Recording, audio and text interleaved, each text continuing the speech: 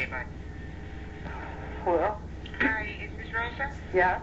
Hi, this is Cedar Roman from CHRO. Okay. You know, I have to be in Waterbury on the 24th. The 24th. When's that? That's, next Tuesday? yeah, so I could probably meet you early in the morning. You live in Waterbury, right? Yes. Yeah, I could probably meet you at your house if you would like. But I have to be at this other place by 11 o'clock. Can you leave the papers with me? No, that wouldn't make any sense. Okay. I think what would make sense would be if we can go over the papers together. Okay, but I'm going to have to organize them and talk at the same time? Oh, you can just talk? I can't leave the case with you because all I have is 30 days from the day of filing to finish an investigation. And your case was filed in July 19th, so I don't have that much time left. Actually, it was, in June. Well, hold on a minute. I got the wrong case filed. Yeah, you're right, June 11th. That's even worse.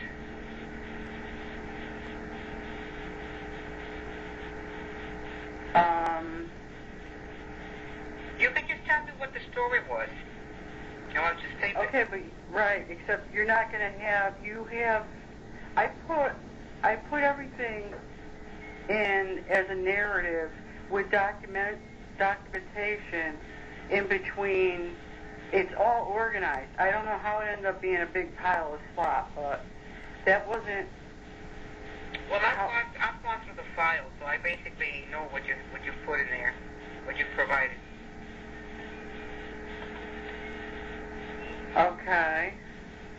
But so what we have to do now, we have to do an interview one way or the other. Either we can do it by the phone or I can go to your house and we can sit down and talk. Because that's all I need to do is just interview you. Okay, I would really like to have access to the file. Ma'am, I can bring the file with me, but we're still just going to have to go through an interview. I don't have a problem doing an interview. I'll bring the files with me. I'm concerned that because it's a big pile, that all my efforts that I put into organizing it and creating the problem that you have is you're mentioning two issues. One issue is the snow removal, and the second issue is the ceiling fan. The fan for the bathroom. Now, the fan for the bathroom, I understand, has been taken care of?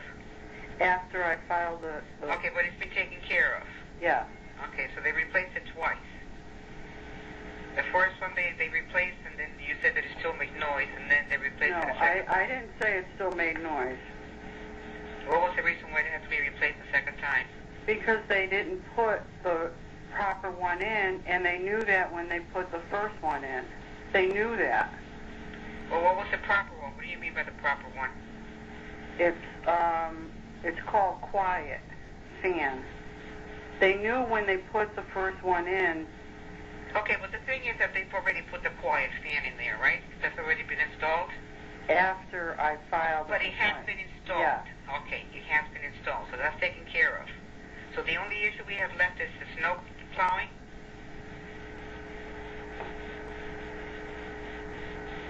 Are you there? Yes, I am. Is that the issue now, is it snow? That's my main issue is that I was told off about having too many doctor's appointments, and then after that, I wasn't allowed to go to the doctor for 2 months. Well, I don't understand why you were not allowed. How were you not allowed to go to the doctors? Because, well, see, this is why I really want the paperwork to... How were you not allowed to go to the doctors, though? Just tell me. Landlord said that if I left my car in the parking lot, it would be towed. And the one time I put it on the street, they rammed it. They never have rammed any car that's ever been parked on the street. And then I asked you, how did the plow guy know that that was your vehicle? I was not outside, so I can't testify to that. But when I saw the superintendent and I said, why was my car rammed with the plow? He said, because you didn't move it. And I said, how was I supposed to know the plow was here? I had called the office, and nobody picked up. And he just shrugged his shoulders and walked away. All right, but I don't know how the plow people knew that was your vehicle. Okay, I don't know if he was out there telling them to ram my car. I don't think it's a coincidence. The point is, I had asked the landlord several times to let me leave my car somewhere because I needed to go to the doctor. All right, let's go back to the doctor issue. Now, you had received medical transportation in the past, right? Yeah. Okay, is there any reason why you could not have used any of this medical transportation for when you had to go to the doctors? That's the whole point, because the landlord wouldn't let me leave my car. They said that if I left it in the parking lot, it would get towed. And the one time I just left it on the street while I took a shower, they rammed it with the plow. They said in the notice that the plow would be here at 8:30. It never was. They said in the notice that if the car was not moved from the parking lot, it would be towed. And they said in the notice that we were not allowed to park on the street. Now, So you mean to tell me that it took you 3 months? You had to wait until there was no snow on the ground before you could go to the doctors? All right, look, I really don't want to argue with you. Okay, but I wrote to HUD, and this is how you got this complaint. And I know Diane Carter was very unhappy about this also. Okay, I didn't say it was discrimination. I said the landlord is lashing out at me because I'm disabled. She called my house on January 6th, and she told me off because I had too many appointments. And that was the last time that I was able to go to the doctor. How did she tell you off? I don't know. I don't know what's wrong with any of this. I don't know why they come to... When they go to other people's houses to make repairs, they call ahead. They call them 24 hours in advance. I had one of my neighbors said, I told them when they called me, I have a hair appointment that day. You can't come that day. So they changed the appointment. With me, they pound on my door until I open it. Well, there's the fan. I think they gave you 3 days notice for each time that they moved. Okay, that was then. Any other time, but see, this is what makes me think that you haven't seen my narrative, because you have all the answers to the questions you're asking me right now. You have that.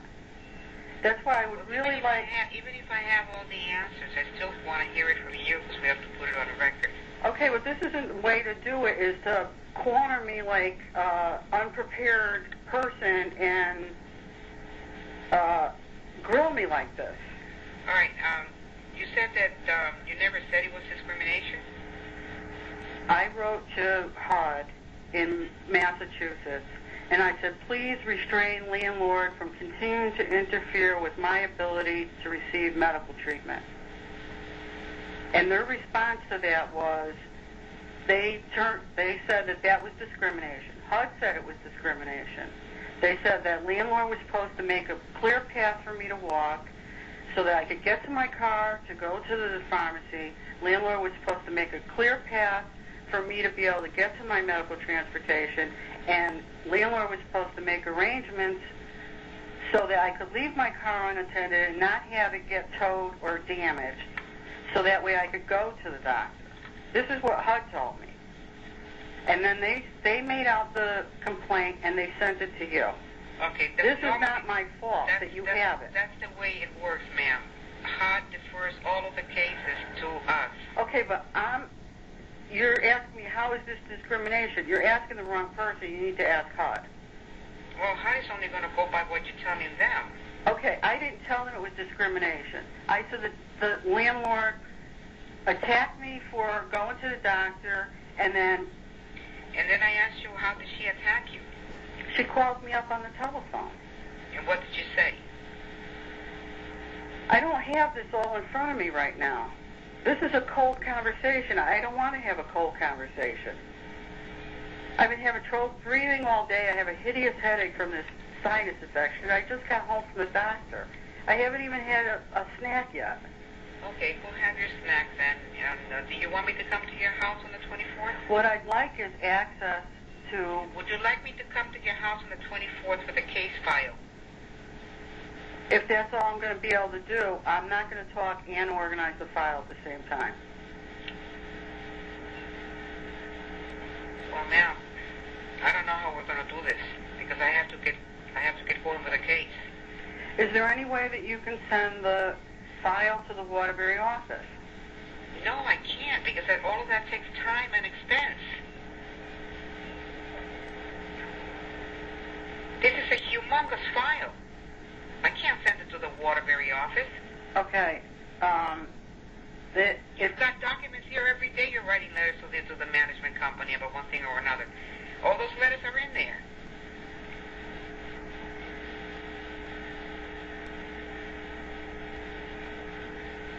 Okay, the package I sent to Diane Carter 2 weeks ago didn't have anything extraneous.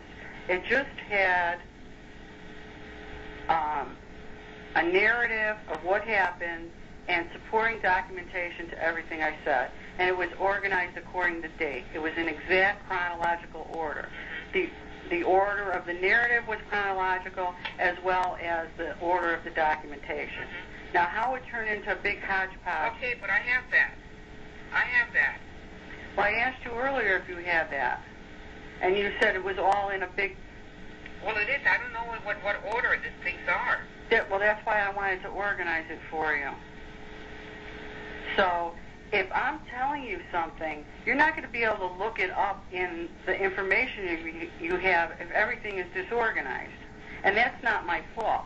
I'm not saying... Oh, no, I'm just saying that I put a lot of work and expense. That was very expensive. I used my birthday money last month to send that. That took $50 to send. I have things in here that says December 209.